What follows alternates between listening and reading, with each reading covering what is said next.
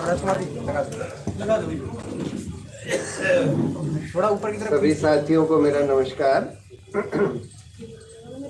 मुझे बहुत खुशी है कि ये एक सामाजिक संगठनों का संयुक्त मोर्चा बनाया गया है और ये तय किया गया है कि पूरे हर जगह जाकर, मोहल्लों में जाकर जन जागरण का काम किया जाएगा। खासकर इस दौर में जहां हमारा सिर्फ लोकतंत्र ही नहीं, सिर्फ संविधान ही नहीं, बल्कि हमारी पूरी सभ्यता ही खतरे में है। देखिए, देश एक बहुत ही नाजुक मोड़ से गुजर रहा है, जहां हमारे जितने भी संविधान ने जो हमको मौलिक अधिकार दिए, जिस तरह का लोकतंत्र बनाया, जो संस्थान बनाए उसको बचाने के लिए, सभी के ऊपर बहुत जबरदस्त प्रहार है। हम देख रहे हैं कि आज लोगों को जस्ट क्योंकि वो सरकार के खिलाफ कुछ कहते हैं, उसके लिए उन लोगों को उनके खिलाफ झूठा केस बनाकर उनको अरेस्ट कर लिया जाता है। हमारे जो सबसे बढ़िया मानव अधिकार कार्यकर्ता हैं, चाहे वो भीमा कोरेगांव में हो, चाहे वो दिल्ली राइट्स के केस में हो, जैसे उमर खालिद वगैरह, उन लोगों को झूठे आरोप लगाकर ऐसे ऐसे काले कानूनों में गिरफ्तार कर लिया गया है जिसमें बेल मिलना भी बहुत मुश्किल होता है। सब जगह दिल्ली में तो खासकर धारा 144 लगाकर इन्होंने लोगों का इकट्ठा होना या लोगों को मीटिंग करना या प्रोटेस्ट करना सार्वजनिक संस्थानों पर बंद कर दिया। किसानों को भी दिल्ली आने नहीं दिया, जो दिल्ली आकर बैठना चाहते थे, अपनी बात रखना चाहते थे यहाँ पर, उनको दिल्ली आने नहीं दिया। अभी हाल में थोड़े से किसान आए, एक महापंचायत करके गए, लेकिन मेन जो किसान आना चाहते थे उनको नहीं आने दिया गया। उनके ऊपर गोलियां चलाई गई, आंसू गैस छोड़े गए, कीलें ठोकी गई उनके रास्ते में। बिल्कुल सब गैर संवैधानिक तरीके से, गैर लोकतांत्रिक तरीके से किया जा रहा है। कानून का राज भी इस देश में करीब करीब बचा नहीं है। जिसको चाहो उसका घर तोड़ दो, बुलडोजर चला दो, चाहे कोई कानून में इसका अधिकार नहीं दिया गया है किसी को भी कि इस तरह से आप कर सकते हैं। क्योंकि पहली बात तो जिस आदमी का आप घर तोड़ रहे हैं उसके खिलाफ कोई आरोप सिद्ध नहीं हुआ है, आपने कुछ झूठा आरोप लगा दिया और जाकर सीधा बुलडोजर चला दिया। दूसरी बात, अगर सिद्ध भी हो जाए तो बुलडोजर चलाने का कोई अधिकार कोई कानून नहीं देता। तो कानून का राज भी ध्वस्त किया जा रहा है। लोगों को सड़कों पर, खासकर मुसलमानों को सड़कों पर मार दिया जाता है, लिंच कर दिया जाता है, पीट दिया जाता है। अगर कोई सरकार के खिलाफ बोलता है तो भाजपा का आईटी सेल जो है उसके खिलाफ गाली गलौज करता है, मारने की धमकी देता है। अगर कोई महिला हो तो उसके खिलाफ रेप की धमकी दी जाती है। और पूरा ऐसा झूठ का माहौल, झूठ खूब फैलाया जा रहा है, रोज झूठ बोला जा रहा है। प्रधानमंत्री कम से कम 100 झूठ बोल चुके हैं, हर रोज झूठ बोलते हैं और वो झूठ रोज फैलाया जा रहा है।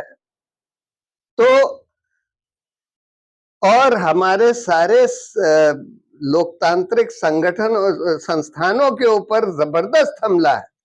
चाहे वो इलेक्शन कमीशन हो, इलेक्शन कमीशन एक समय पर सेशन साहब के बाद बहुत सालों तक स्वतंत्र माना जाता था, लेकिन पिछले 7-8 साल से हम देख रहे हैं कि बिल्कुल सरकारी तोता बन गया है।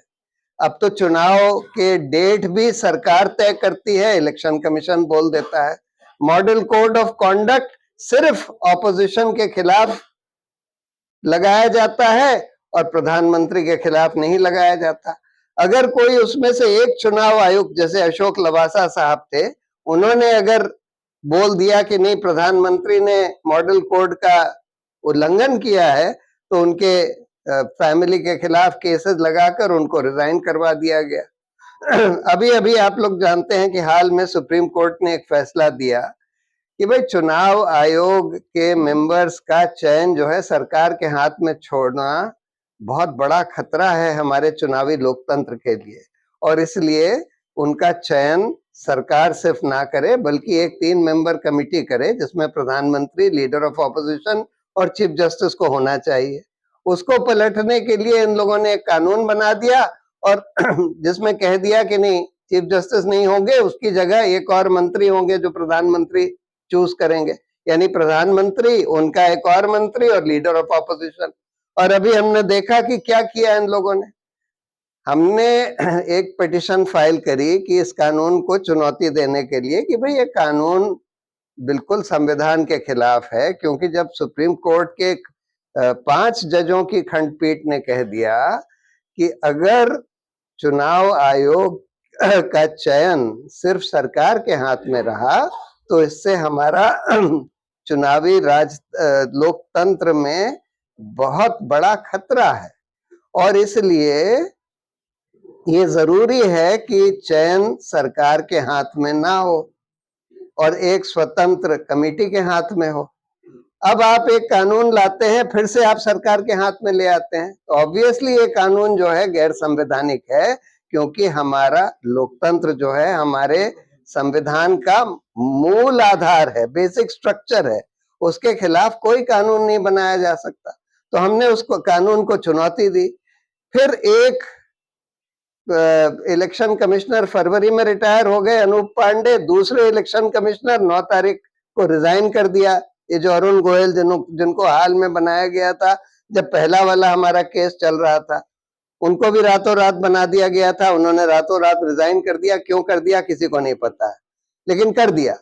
अब हम लोगों ने एक एप्लीकेशन फाइल करी 11 तारीख को कि भाई अब 2 वैकेंसी हैं, इनका चयन जो सुप्रीम कोर्ट की गठित कमेटी है, यानी कि chief justice, prime minister, leader of opposition, उनके द्वारा किया जाए, ना कि ये जो इस नए कानून में जो समिति बनाई गई है, नए कानून को स्थगित रखा जाए और पुराना जो सुप्रीम कोर्ट ने बोला था उस कमेटी के थ्रू चयन हो।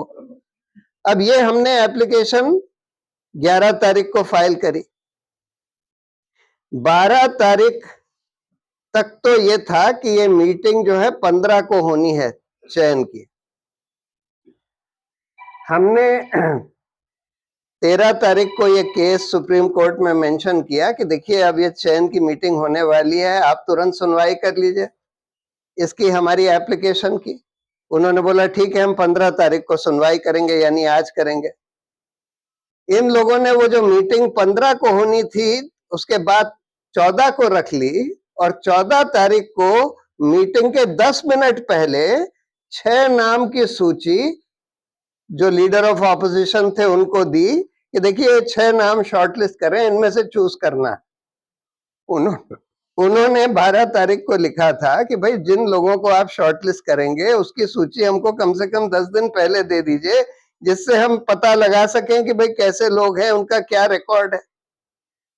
10 मिनट पहले उनको दी और तुरंत 2 लोगों का चयन कर दिया गया। उसमें पता लगा है कि कुछ लोग तो ये अयोध्या मंदिर में लगे हुए थे, उसके काम में दूसरा आदमी किसी और चीज में लगा हुआ था। मतलब बिल्कुल सरकार के खास लोगों को चुनाव आयोग में अपॉइंट कर दिया गया। अब सुप्रीम कोर्ट में आज सुनवाई हुई तो उन्होंने अब नेक्स्ट थर्सडे यानी 6 दिन आगे रखा है। एक हमारा केस सुप्रीम कोर्ट में चल रहा है ईवीएम के बारे में, इलेक्ट्रॉनिक वोटिंग मशीन।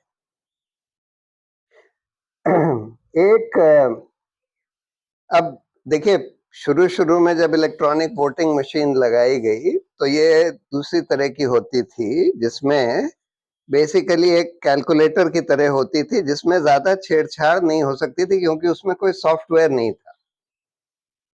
लेकिन जब से ये वीवीपैट मशीन उसके साथ लगाई गई है, सुप्रीम कोर्ट ने बोला कि भाई पेपर ट्रेल होनी चाहिए। अच्छी बात है, पेपर ट्रेल होनी चाहिए, यानी कि सिर्फ ऐसा ना हो कि जो हम वोट डालें वो बस एक मशीन में रिकॉर्ड हो जाए, बल्कि उसका एक कागज भी निकले जो हमको दिखे।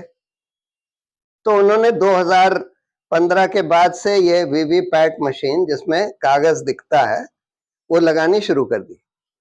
लेकिन ये तो ठीक है कि वीवीपैट मशीन सब जगह लगा दी, हर एक इलेक्ट्रॉनिक वोटिंग मशीन के साथ ये पेपर वाला प्रिंटर भी लगा दिया है, लेकिन काउंट सिर्फ 2%, वीवीपैट के स्लिप्स को सिर्फ 2% को काउंट करते हैं, यानी कि 100 में से 2, बाकी नहीं काउंट करते, बाकी तो सिर्फ इलेक्ट्रॉनिक वोटिंग मशीन। और जब से ये वीवीपैट मशीन लगी, इन्होंने 2017 में वीवीपैट मशीन का डिजाइन भी बदल दिया। पहले उसमें एक ट्रांसपेरेंट शीशा था जिससे आप बाहर से देख सकते थे कि अंदर क्या प्रिंट हो रहा है, क्या छप रहा है। अब उन्होंने उसमें काला कांच लगा दिया और अब आप बाहर से अंदर सिर्फ तब देख सकते हैं जब अंदर एक बल्ब जलता है जो सिर्फ 7 सेकंड के लिए जलता है। उस 7 सेकंड में आपको आपकी स्लिप दिखाई देती है। आपने मान लीजिए कांग्रेस के लिए वोट किया तो हाथ की स्लिप दिखाई देगी और फिर लाइट बंद हो जाएगी। उसके बाद दूसरा आदमी आया, उसने अपना पार्टी का बटन दबाया, उसको भी स्लिप दिखाई और उसके बाद लाइट बंद हो जाएगी, 7 सेकंड तक लाइट जलेगी।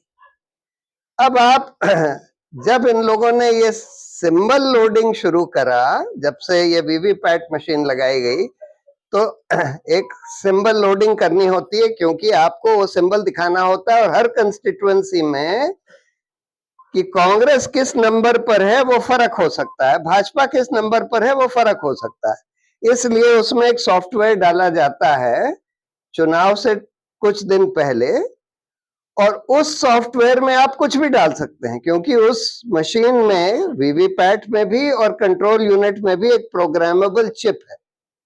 अब अगर आप उसमें आपने ये सॉफ्टवेयर डाल दिया कि अगर 2 कंसेक्यूटिव, एक के बाद एक ही नॉन बीजेपी पार्टी को वोट डाला जाता है, यानी कि मैंने जाकर डाला कांग्रेस को, आपने भी उसके नेक्स्ट आपने जाकर कांग्रेस को डाला, तो जो स्लिप मुझे दिखाई वही स्लिप आपको भी दिखा दी जाएगी। स्लिप कट के गिरेगी नहीं बक्से में। और उसके बाद जब लाइट बंद होगी तो एक और स्लिप छप जाएगी जब, जो किसी को दिखाई नहीं देगी, वो भाजपा की स्लिप होगी। तो यानी 2 वोट कांग्रेस को पड़े लेकिन एक स्लिप कांग्रेस की छपी, एक स्लिप भाजपा की छपी, और वही चीज ईवीएम के कंट्रोल यूनिट में रिकॉर्ड हो जाएगी। तो ये आसानी से मैनिपुलेशन हो सकता है। और यही बात एक सिटीजन्स कमीशन, बहुत भारी भरकम सिटीजन्स कमीशन बनाया गया, जिन्होंने करीब 1.5 साल पहले रिपोर्ट दी, बड़ी डिटेल्ड रिपोर्ट दी, जिसमें कि एक पूर्व न्यायाधीश सुप्रीम कोर्ट के जस्टिस मदन लोकुर थे, और उन्होंने बोला कि भाई ये मशीन्स जो हैं रिलायबल नहीं है। और करीब करीब सारे वेस्टर्न कंट्रीज में, यूरोप में, अमेरिका में इलेक्ट्रॉनिक वोटिंग मशीन हटा दी गई है और अब वापस पेपर बैलेट यूज किया जाता है।